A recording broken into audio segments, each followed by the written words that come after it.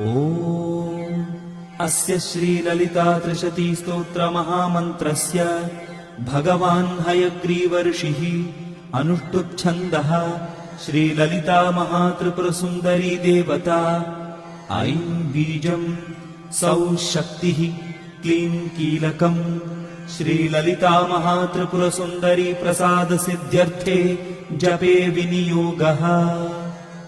अतिमधुरचापहस्ताम् अपरिमितामोदबाणसौभाग्याम् अरुणामतिशयकरुणाम् अभिनवकुलसुन्दरीम् वन्दे। ॐ